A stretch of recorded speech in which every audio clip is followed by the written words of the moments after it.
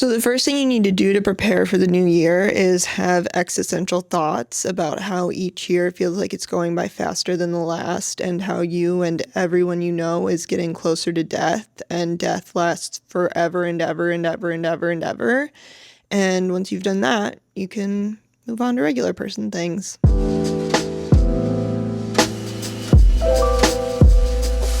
So 2025 is in like 3 weeks. Like 3 days if you're watching this when I post it. And I feel like I haven't even registered that it's December. I feel I haven't registered anything since like August. It feels like time simultaneously stopped and sped up after August for some reason. And now we're in December, but mentally I'm in July. And so I feel like I really need to do some work to get ready for the new year, because new year, new me. Live, laugh, love. Whatever. I feel like 2025 is going to be a big year for me. There's going to be some big changes. I can feel it. I have an inkling, one might say. I don't know if those changes are going to be good or bad, which is horrifying, but I can sense that they're coming.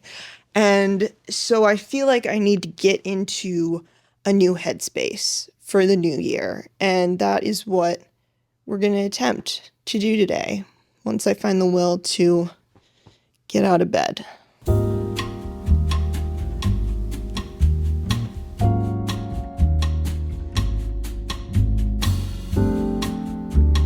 The will to get out of bed arrived about 20 minutes later, along with a craving for liquids and nourishment. Funny how that happens. Honestly, I didn't know exactly what I was gonna do today to prep for the new year, or at least this Morgan didn't know. But I know because I'm future Morgan. So here's a little heads up of what you're in for. We're gonna start the day by going on a little adventure to wake up our brain, and I'm gonna keep that adventure a secret to build suspense. But I will keep your expectations realistic by saying it's a pretty mundane adventure. Good morning, Goosey. Hi, sir. Big snoozy man. Post-adventure, we're going to stop by a cafe and we're going to brain dump onto our computer a list of everything we want to do to get our life together for the new year. We're going to get a little overwhelmed by it all, then come up with a fun and aesthetically pleasing solution. Then we're going to come home, put on our comfy pants, and make a vision board, aka try to think about the future in like a fun, optimistic way instead of in a pessimistic, anxious way. And then I'm going to show you this little tradition I've decided to start doing at the end of each year that I'm also going to keep a secret to build more suspense. Okay, so stick around for that big reveal, and apologies in advance if it's very anticlimactic.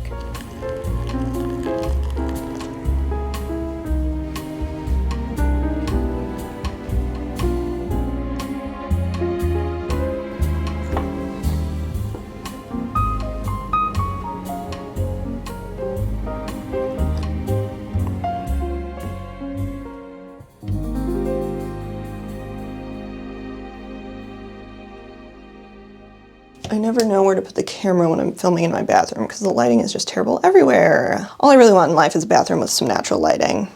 Well, that's not all, but it's one of the main things. It's up there. So I was in the shower and I was hoping that some shower motivation would come upon me, because sometimes I like change the person in the shower. Sometimes I become inspired, I become motivated, I become a version of myself that I don't even recognize. But it doesn't happen all the time. And it didn't happen today. I was not infiltrated with the inspiration that I was hoping for. And so I think I'm gonna start the day by doing something a little different, something a little outside my routine. Because I've found that when I do something that my brain's not expecting, it kind of wakes it up. It really hates it at first, but it wakes it up and then it likes it. So I think I'm gonna go to this new bookstore by me that I've been meaning to go to. David's probably gonna be pissed because he wants to go to it too, but you know what? The great thing about bookstores is that you can always go back. So they actually encourage it, so we can go back together. So I'm gonna do that, take a little walk, see if that gets the gears grinding. Except for you probably don't want the gears to grind. What do you want the gears to do? You want them to flow? You want the gears to flow? That sounds too liquidy. You want the gears to interlock seamlessly. We're gonna get the gears to interlock seamlessly, all right? It's gonna be fun. It's gonna be great. It's gonna be fun and it's gonna be great. That's enough of that. You understand what it's gonna be.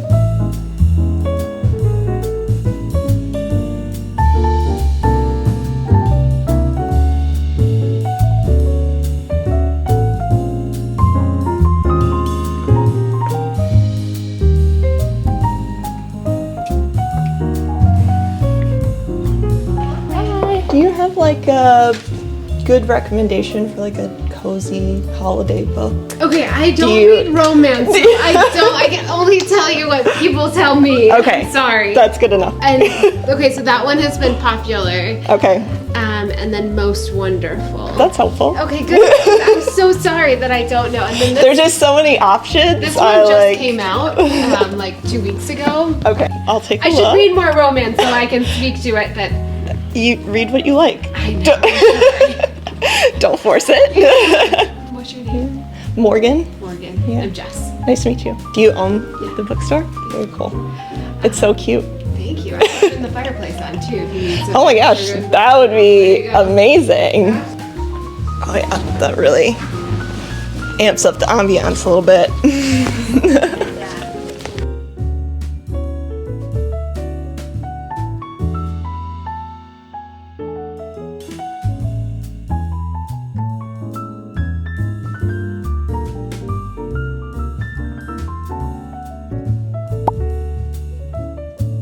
Okay, so a little on the darker side. Yeah. Would you both for the Yeah, I picked up 2 like romancy ones, and I was like, I probably get like a little tired of like it after one, and then I need like some darkness, and then so I was like, I'll come back and get the other like happy one, and in the new year when I'm feeling more sad because it's January. Good plan. I think that's the perfect plan. Needed. All right, thank you. Yeah, enjoy.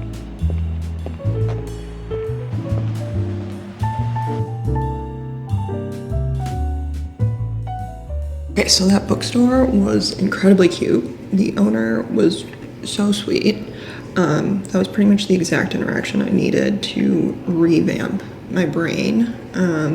The gears are definitely interlocking seamlessly, one might say.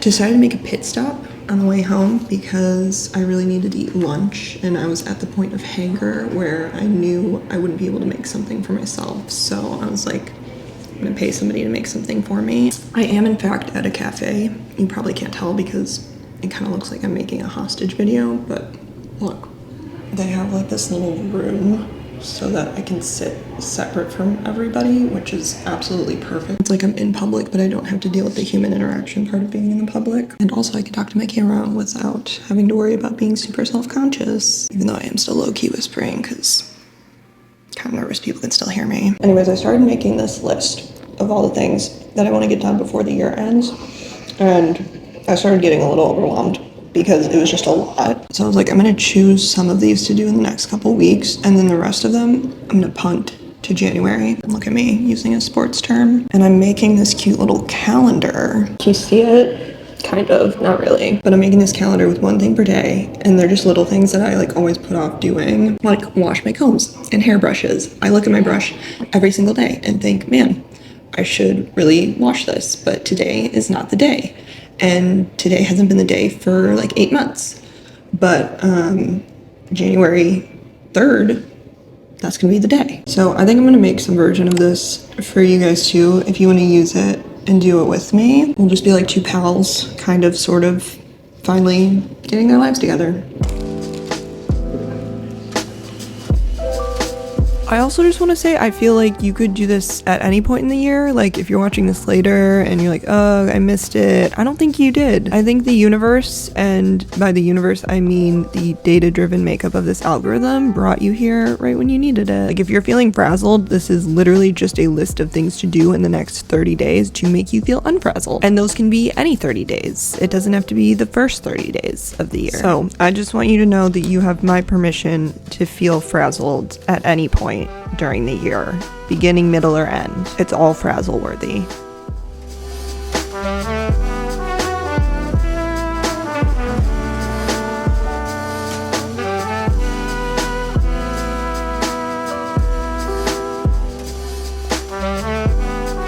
Do I have seeds in my teeth? Oh my god, I do. I knew everything big was a mistake as soon as I said it. I'll deal with that later.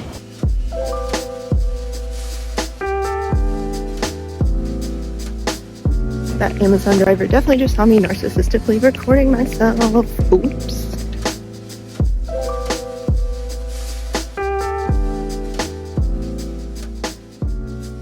We are in our comfy pants now, and all is right with the world. Actually, a lot is still very wrong with the world, but it feels a little more right in comfy pants. So that was a very good outing.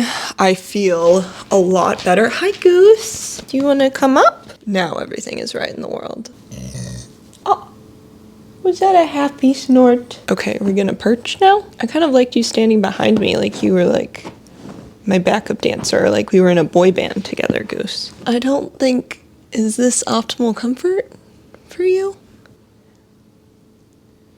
This is it? This is where we're gonna be? All right, anyways, great outing. If you are ever feeling super uninspired or unmotivated or super anxious or just like any form of blah, go do something that's just slightly outside your normal routine and you will feel so much better afterwards. I don't know what it is. There's probably something scientific behind it, but just doing something a little out of the norm really helps me a lot. Most of the time, sometimes it doesn't. Like if I went to that bookstore and it was super, super, super crowded and I was anxious sweating the whole time, I probably wouldn't feel as good right now, but because there was almost nobody in there and I had a lovely conversation with the owner and I left with 2 great books, I feel fantastic. I'm now realizing that maybe I feel fantastic because I bought some books and that's a little consumeristic of me. I don't think that's it. I think it was the conversation I had with Jess, the owner. I'm committing to that. Oh, Goose, this is, where are we going? We're going somewhere else now. We're licking our butt. Okay.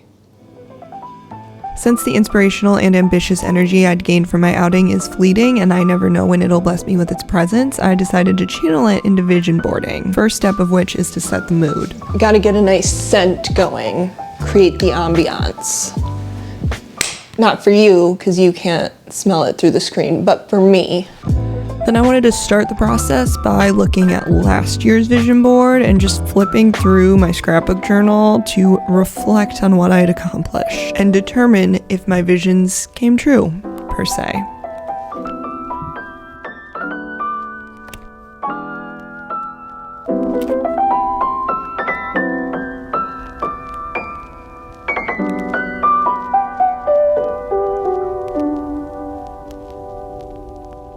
So here it is. We've got books on it. I did read a bunch of books this year, so that's good. We've got, "If you never bleed, you're never gonna grow."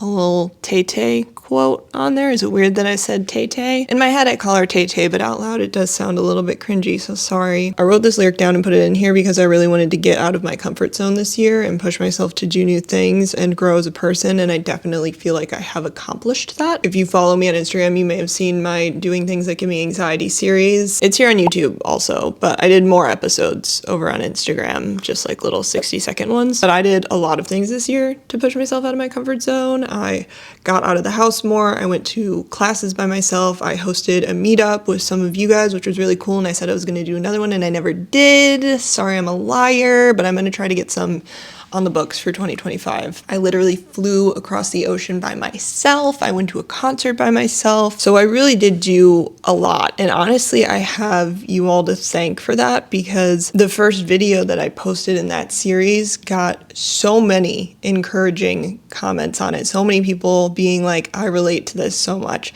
So many people saying this inspired me to go get out of my house and go to a cafe. And honestly, because I thrive on external validation, I'm not sure that I would have kept going and kept doing things if you guys hadn't all like hyped me up to do it. So truly, thank you so much for the outpouring of love that series got because it honestly changed my life. I'm trying not to cry, that's why I'm smiling really big.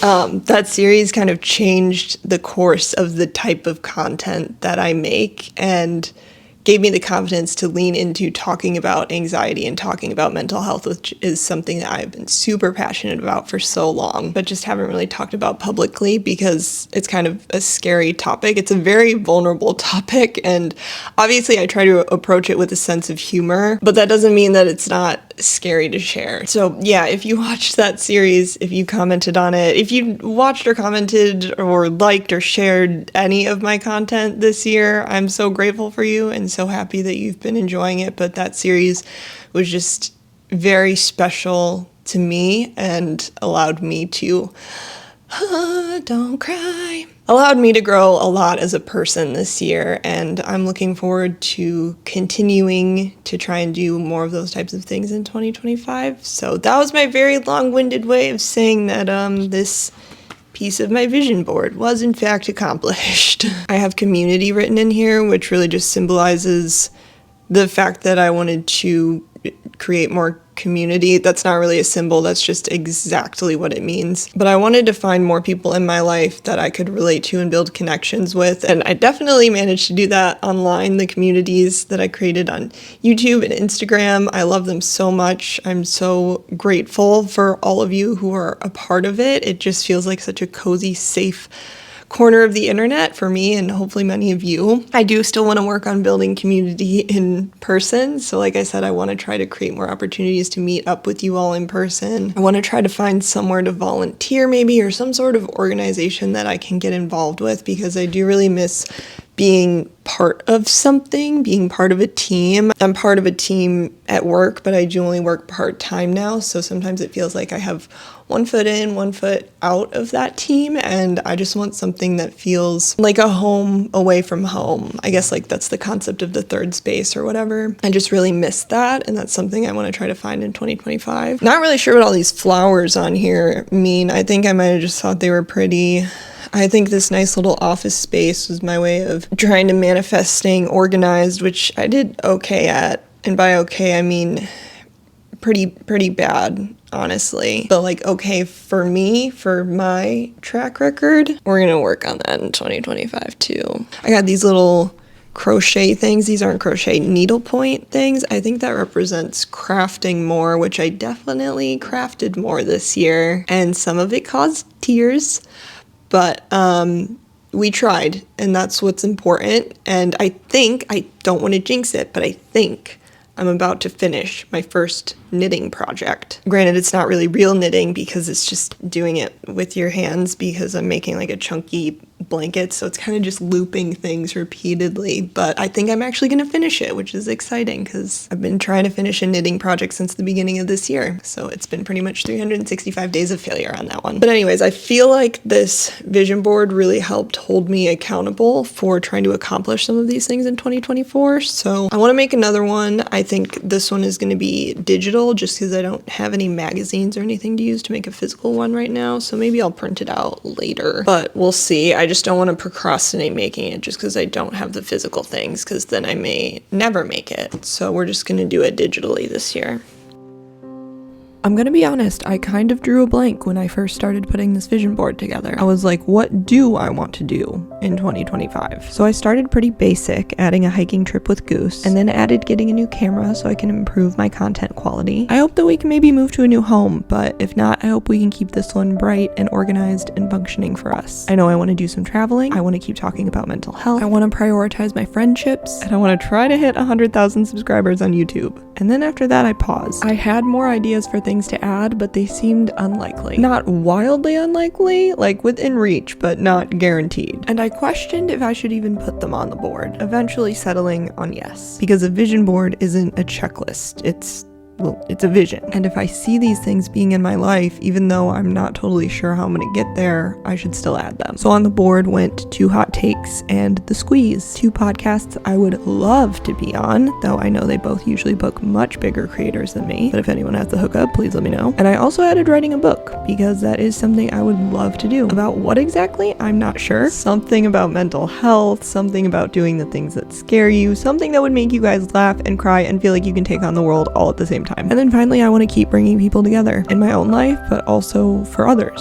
I want to help others find connection and belonging, because that's what gives us purpose and comfort and the courage to be ourselves. More than anything, I just want to help people feel less alone. And now I thought vision boarding would end there, but then I gave myself a scroll break and came across a video of a girl who said she would write letters to her future self at the end of every year, and I thought that was an amazing idea. So I decided to write a letter to end of 2025 me, and I'm not going to read you the whole thing because it's between me and, me, but I do want to read you an excerpt. So here we go.